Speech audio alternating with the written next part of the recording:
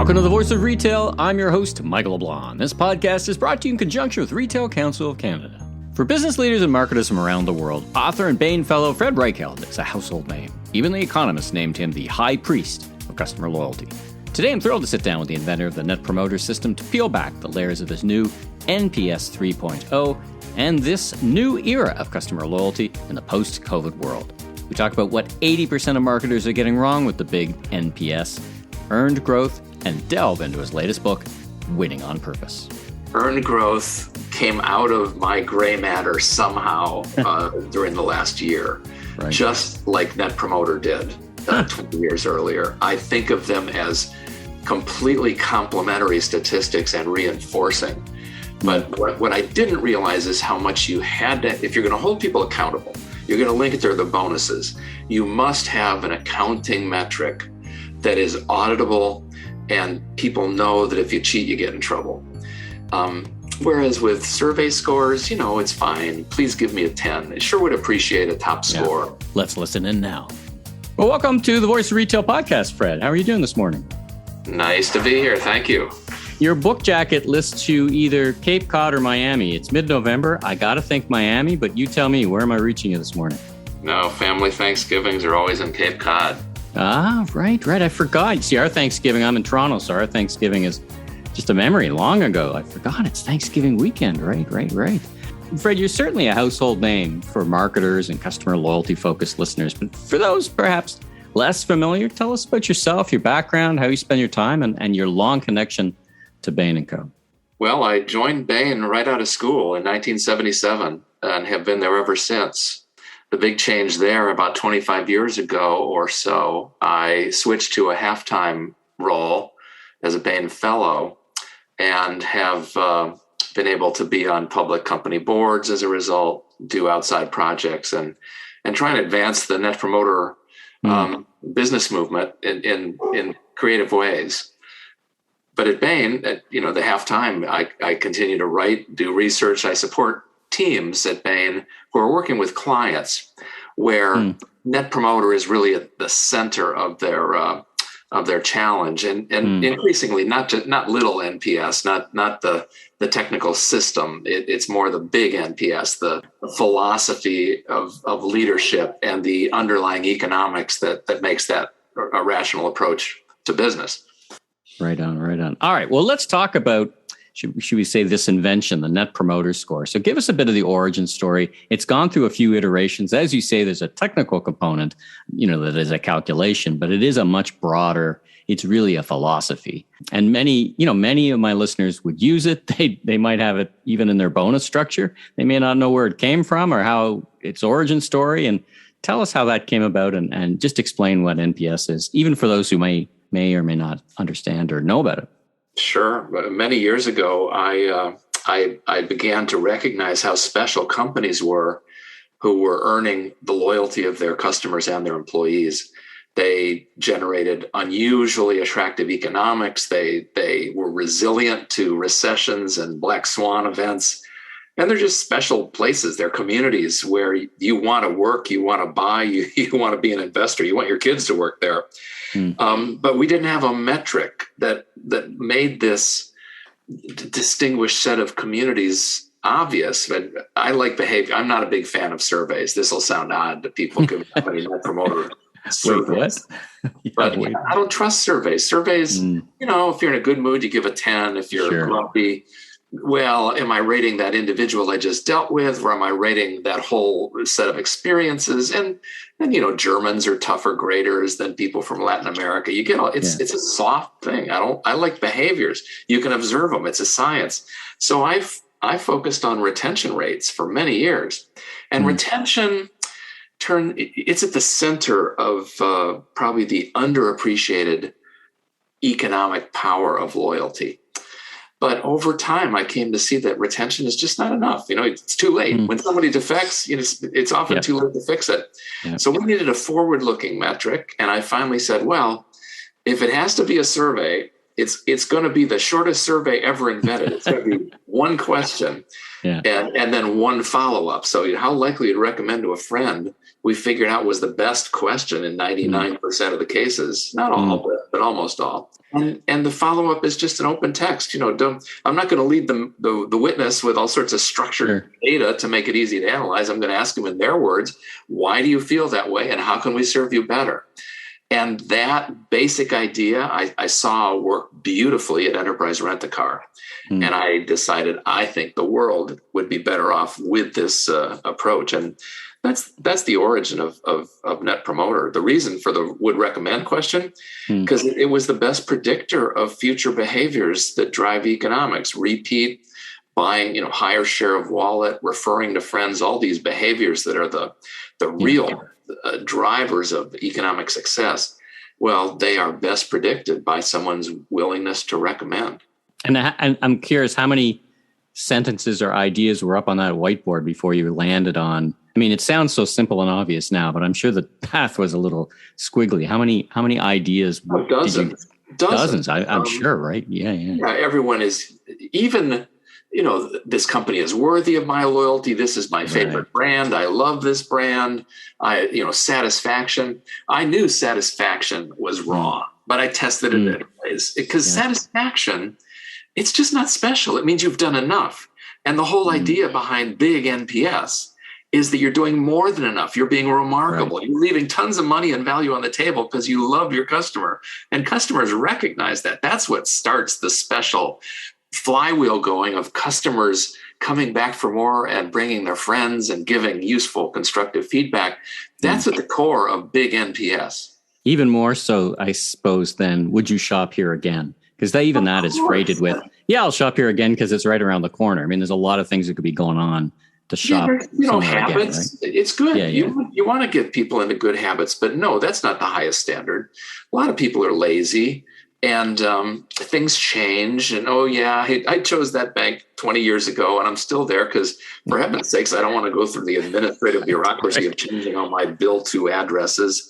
I wouldn't tell anybody else to join. God, don't join this bank, but I don't want to leave. No, I would not co-brand my personal reputation with that brand. Heavens no. So referral, it's a much higher standard of excellence. Right. All right. Well, your new book is Winning on Purpose, The Unbeatable Strategy of Loving Customers. Tell us about why you wrote the book. What white space you're trying to fill out? Not your first book. Who did you write it for? And the journey of bringing that book to life. There are several reasons. The first one was, even though I was thrilled that little NPS had spread around the world, 2/3 of the large corporations in the world now say they use NPS, but they mean little NPS. They just, they're measuring a score. Right. The vast majority of those so-called practitioners were doing it wrong. They were misusing and abusing the ideas behind big NPS, which is the love your, at the highest level, love thy neighbor as thyself. And I just got frustrated. I said, I've got to get this movement back on track. And I'm thrilled with it. I've been able to do that. The second thing, though, is given how much NPS feedback has happened over the last 20 years, we have a new view of the world. And big NPS is right. The world does circulate around customers. And still we run businesses as if investors were the only things that mattered. I know a lot of people will say, balanced stakeholder duties and great place to work. Yeah. But all the measurement systems that count, the governance systems, the ones you go to jail if you get the wrong numbers, they're all financials. So they shine a financial light on the world every day, 24 hours a day. And so even the well-intentioned people who want to love their customers, they see the world through a financial mindset because that's where the feedback mechanisms are coming to see which experiments are working, which ones are failing. That is now fixable because we've expanded NPS past just the score, a survey-based score, inherently soft, as I said before. We've buttressed that with a financial metric called earned growth. Earned growth, and that's a new concept you pretty much introduced in this book, right? Is that something you've taken already for a test drive, or is that organically has grown out of your evolution of your thinking, or just to right size or change the course in the right direction of NPS?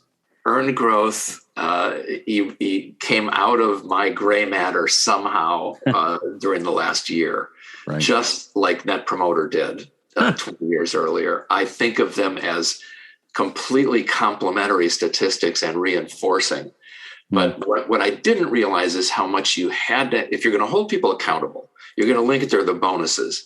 You must have an accounting metric that is auditable, and people know that if you cheat, you get in trouble.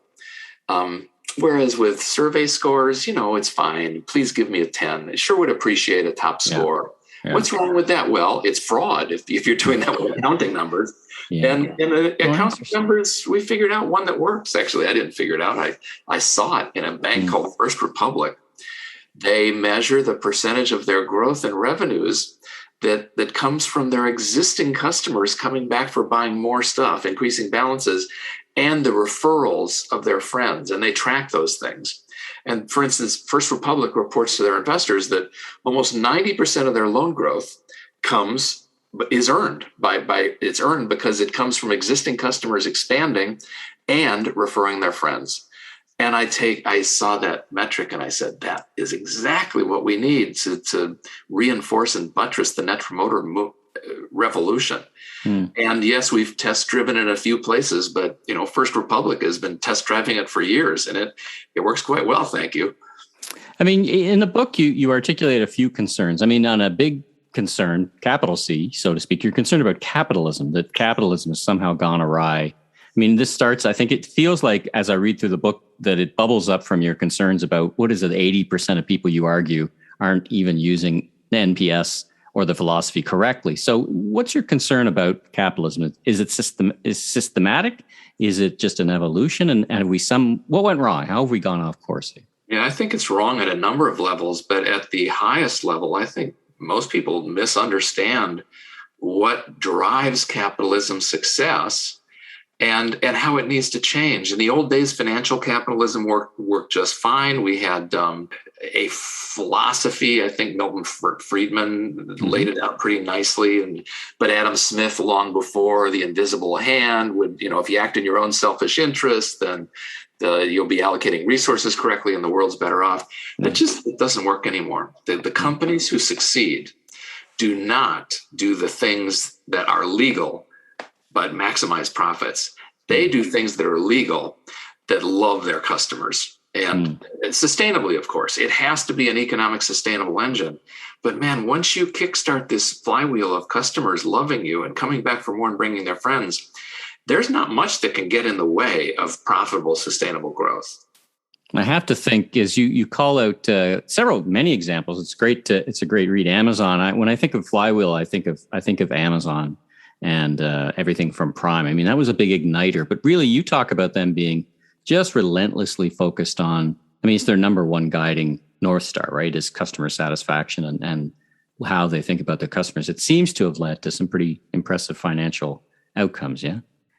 It does. Amazon, as much as any company I've ever seen, is rigorous in laying out their principles and then integrating them into everything they do, from hiring people to giving bonuses and promotions to making investment decisions. And the number one, the one that stands above all others is customer obsession. They exist. Their primary purpose is to make customers happy. They've got a logo that's a smile with an arrow on it. When you make customers happy, the world is a better place. That's an important idea. I think that's the core idea behind customer capitalism, and what most people would think of that know about it is the big NPS, love thy neighbor as thyself. Net lives enriched is what I was going to call net promoter. Yeah. Every person, every team, every company is touching lives through time. And you need to know how many of those lives are enriched, how many are diminished. And net promoter is that simple idea of, it's promoters minus detractors is net lives enriched minus those diminished. Amazon measures that. All the great NPS success stories see big NPS as a philosophical difference that, maximizing shareholder value, that went the way of the woolly buffalo 30, 40 years ago. It's not, it's sure you can get rich that way. And I suppose one of the things some CEOs aren't going to like my book because it argues they're wildly overcompensated. Not all of them. The people who are delivering shareholder returns below the Vanguard index fund are not adding true value to their investors. You're better off as an investor putting your money in a diversified index fund if all you're going to do is achieve that level of stock market return. The only true value for investors is in excess of that hurdle rate. So I argue, make those guys rich. But for heaven's sakes, don't make the other people rich for actually stealing money from their investors. But the way the world works today, nobody thinks about hurdle rates of return. It's all old school profit accounting that has no cost of capital hurdle built in. And it's flawed. And people see that system and they know it's wrong. How are you thinking about, or asked differently, is there room in your philosophy for I guess what the economists used to call the economic rent of things? In other words, delivering value to some customers, but impacting others a half a world away, for example. ESG, for example, the impact of decisions you make. You might keep your customers satisfied, but there's other impacts that may or may not impact on the shareholders. Is there room in your philosophy for a broader definition of satisfaction and impact? Oh, of course. You don't recommend a company to a friend who pollutes the environment and kills people around the world. You're not proud to co-brand your personal reputation with someone who has child labor and abuses society. And frankly, you don't recommend to a friend, a good person won't recommend to a friend if you don't treat people from minorities or in vulnerable situations the right way. So I think in many ways, this philosophy embraces the ESG and DEI of the world and makes it practical and real. Because all these other special interests, it's not like they're not legitimate. Of course, these stakeholders have legitimate needs, but it is so hard to get a rigorous metric that lets you hold people accountable. At least Net Promoter, we're moving toward where we've got something really special. And with earned growth, you take on the mantle of accounting excellence and rigor. So I actually think by focusing on loving customers and being thoughtful about what it means to love a customer and what a referral means, we will advance toward these higher objectives of a better world, a better environment. Your other idea or concept, I guess, is the next iteration of MPS 3.0, as you call it. You've been iterating on the concept since you first came up with it, and it talks about 7 main components. Is there any one of those components that you see as do you see them as some as being table stakes and some being differentiators, or is there ones that you're more of the 7 that are more important, or they're all equally important? How are you thinking about the list? It's a great question. They're not all equally important. I think they are probably start with the most important, this notion of embrace an unbeatable purpose. What I argue in the book is there is only one winning purpose. And I know that's radical, given there's so many you could cure cancer, you can be a great place to work. There are just a lot of good things. But if you don't put your customers first, you have to be a great place to work, of course.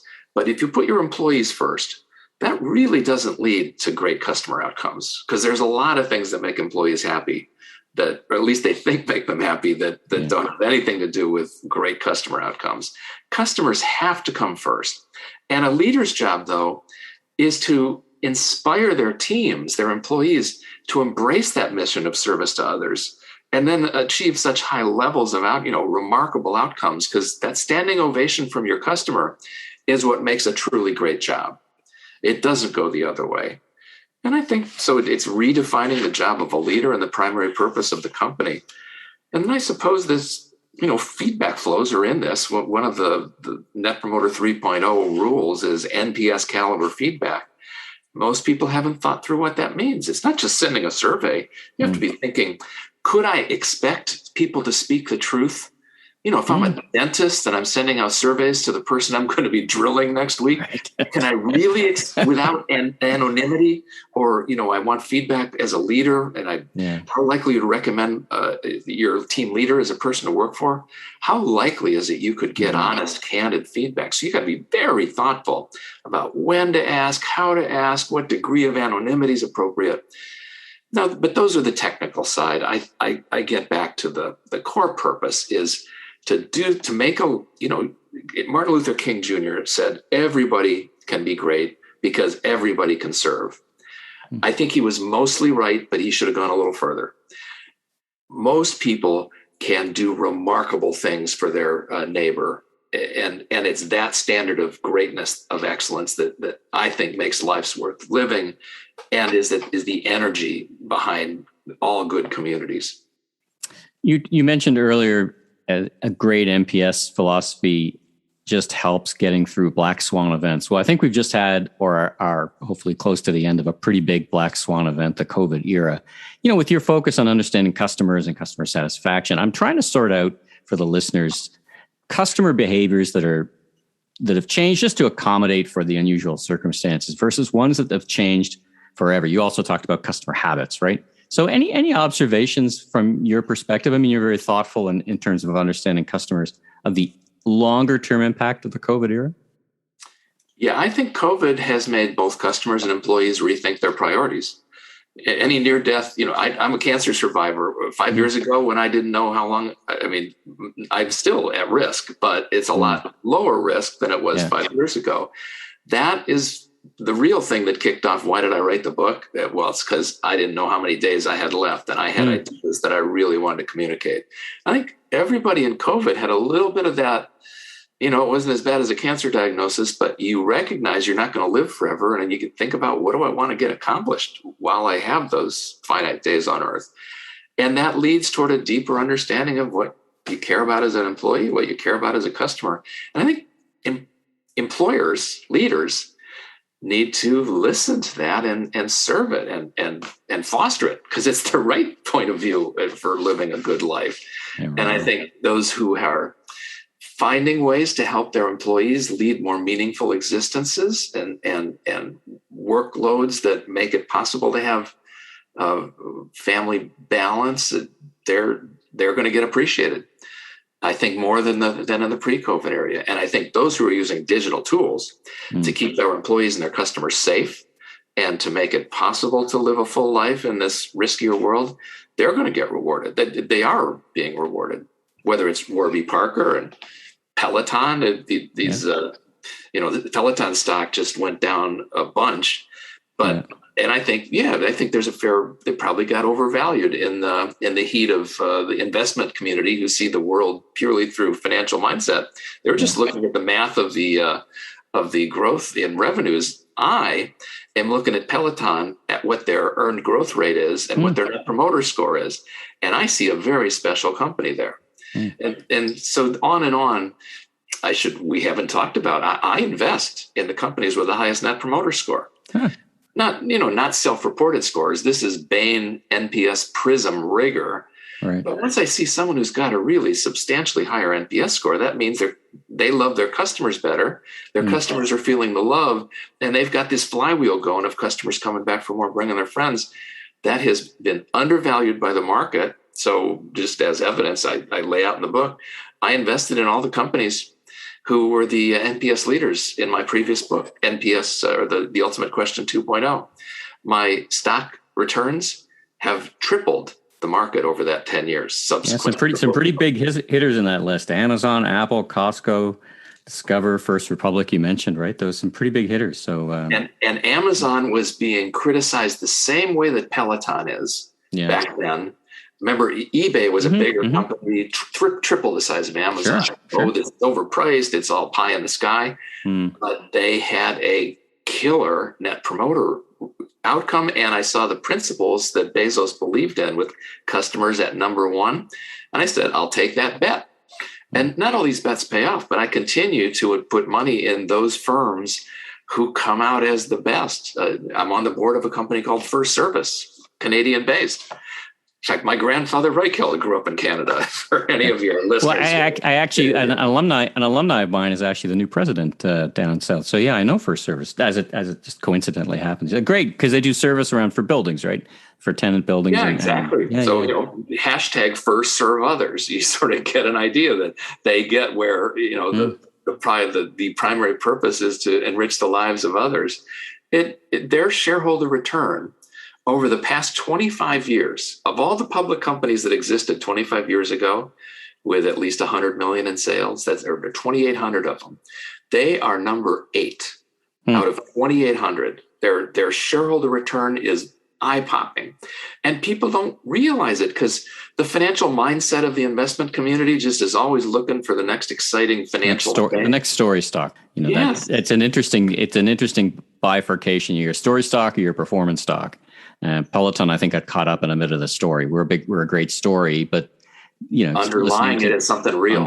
Which isn't always the case, but could certainly be for Peloton. Okay, last question for retailers listening, many of whom use MPS. Any tips for future success getting ready? First of all, buy this great book. I've been reading it, Winning on Purpose, The Unbeatable Strategy of Loving Customers. That's got to be tip number one, and at least that's my tip because it's a great book. Give me 2 or 3 more. Well, I think one is I'd have your employees read the book or at least one of the chapters and then talk about the big NPS, this notion of loving your customers and how that plays into the role of living a great life as an employee and the economic success of the entity so that people can start talking about living our core values and how that is the right way to think about building a great company. So that's more of a philosophical what. The second one is way more practical. Just ask your teams, and I would do this through a survey. I'd say, what is the one thing we need to change to help you delight more customers and enrich their lives? That's a great question. And get the feedback from your frontline teams. What's getting in the way of them living this big NPS philosophy and winning on purpose? No, that's great advice. All right, so I can't miss this opportunity. Based on my interview with you, on a scale of 1 to 10, would you recommend to friends and colleagues being interviewed on the Voice of Retail podcast? It's got to be a 0 through 10, and you've done very nicely. So I'm a tough grader. It's at least a 9, and I'll be watching it. It could earn its way. It could earn its way up to a 10.